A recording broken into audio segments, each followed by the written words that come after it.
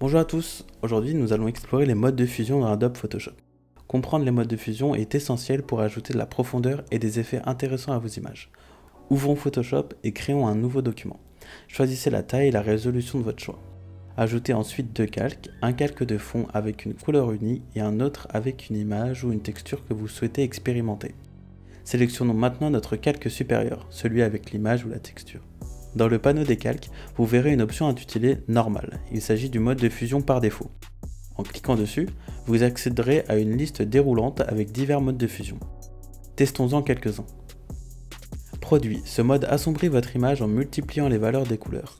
Les zones blanches du calque supérieur disparaissent tandis que les zones plus sombres sont préservées. C'est parfait pour mélanger une image avec un fond sans la rendre trop lumineuse. Incrustation. Un excellent choix pour ajouter de la texture à une image sans changer radicalement son apparence. Superposition. Il combine à la fois incrustation et éclaircir. Les parties sombres de votre calque deviendront plus sombres et les parties claires deviendront plus lumineuses. Cela ajoute du contraste à votre composition, ce qui est idéal pour créer des effets dynamiques.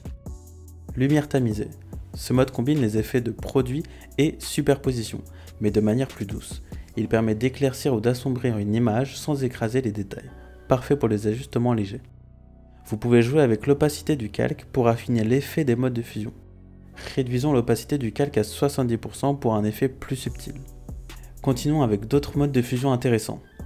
Éclaircir. Il ne garde que les pixels les plus clairs de votre calque. Si vous voulez illuminer une image sans changer les ombres, ce mode c'est pile ce qu'il vous faut.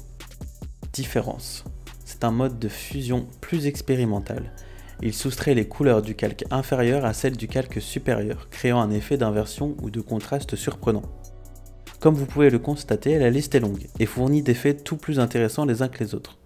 Les modes de fusion vous permettent une modification simple et rapide sur tout type de projet. Elle vous permet d'expérimenter sans détruire votre travail de base et donne une nouvelle direction à vos idées en un seul clic. Et voilà, vous avez désormais un aperçu des modes de fusion dans Photoshop. Merci de m'avoir écouté.